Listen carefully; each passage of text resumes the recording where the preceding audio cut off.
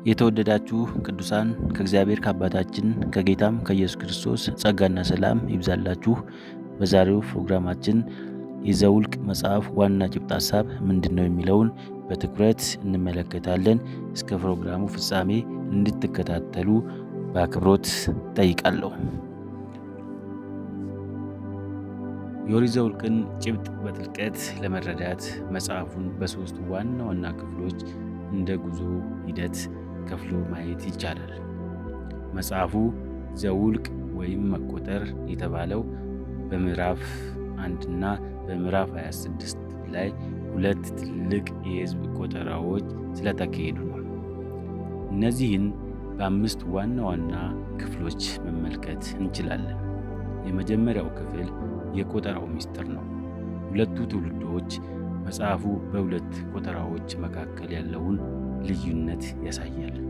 የመጀመሪያው ቆጠራ ወይም በዘኍልቍ ምዕራፍ 1 ላይ እንደምናገኘው ከግብፅ የወጣውና በእግዚአብሔር ላይ ያመፀው የድሮ ትውልድ ነው። ይህ ትውልድ ባለማመኑ ምክንያት በበረሃ እንዲረግፍ ተፈርዶበታል።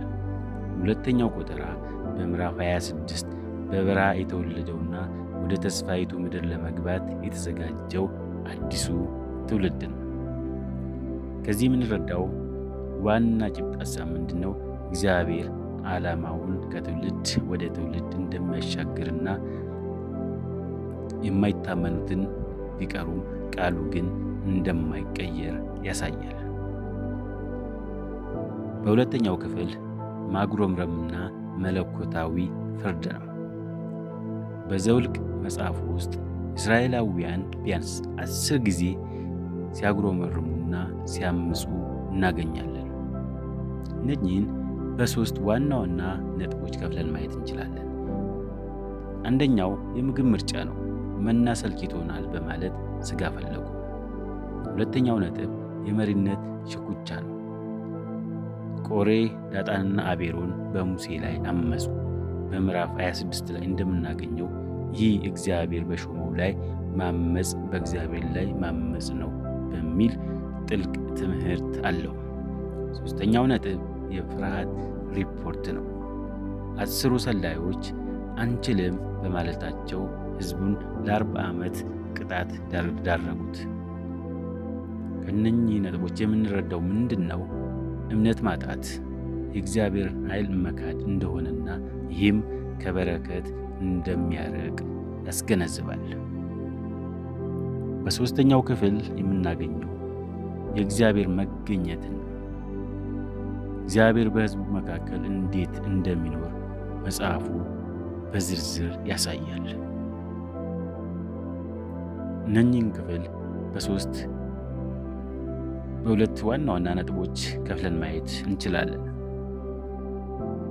የመጀመሪያው ነጥብ የሰፈሩ አቀማመጥ ነው። ደብተራ ኦሪት ወይም የመገናኛው ድንኳን በመሃል ላይ ሆኖ 12ቱ ነገዶች በዙሪያው እንዲሰፍሩ መደረጉ እግዚአብሔር የሕይወታቸው ማዕከል መሆኑን ያሳያል። ሁለተኛው ነጥብ የደመናውና የእሳቱ አምድ ነው። ሕዝቡ መቼ መጓዝና መቼ ማረፍ እንዳለባቸው የሚወስነው እግዚአብሔር ራሱ እንደነበር ያሳያል። ከዚህ ክፍል የምንረዳው ዋናው ሐሳብ ምንድን ነው? የሰው ልጅ ጉዞ ስኬታማ የሚሆነው በእግዚአብሔር መሪነትና በቅድስና ሥርዓቱ ውስጥ ሲሆን ብቻ ነው። በአራተኛው ክፍል ላይ የምናገኘው በዘኍልቍ መጽሐፍ ውስጥ ለወደፊት ለኢየሱስ ክርስቶስ ማዳን መንገድ ጠራጊ የሆኑ ክስተቶች አሉ። እነኚህን በሶስት ዋና ዋና ነጥቦች ከፍለን ማየት እንችላለን። የመጀመሪያው ነጥብ የናሱ እባብ ነው።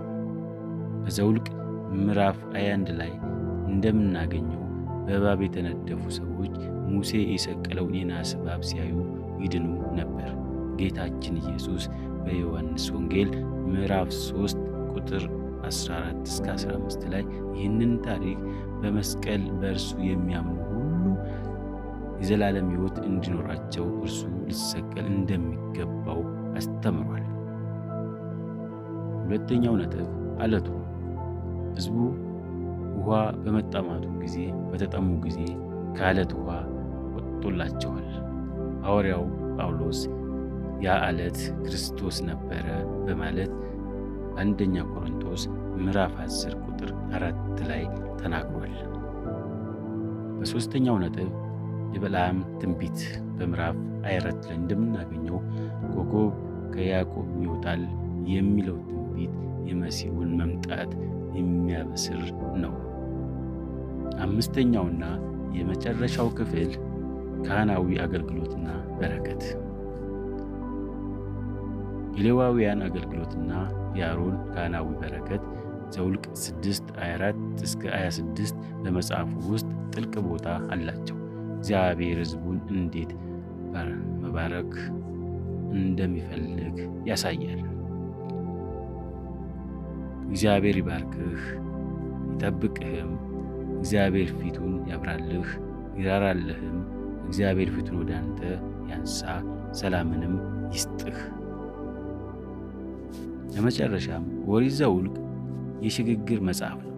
ከባርነት ወደ ነፃነት በሚደረግ ጉዞ ውስጥ ያለውን ፈተና፣ ውድቀት፣ መቀጣትና በመጨረሻም የእግዚአብሔርን ጸጋ ያሳያል። እግዚአብሔር ቅዱስና በደልን የማይተው ቢሆንም ለቃሉ የታመነና ሕዝቡን የማይጥል አምላክ መሆኑን በስፋት ይተርካል። የተወደዳችሁ እስከ ፕሮግራሙ ፍጻሜ ስለተከታተላችሁኝ በአክብሮት አመሰግናለሁ።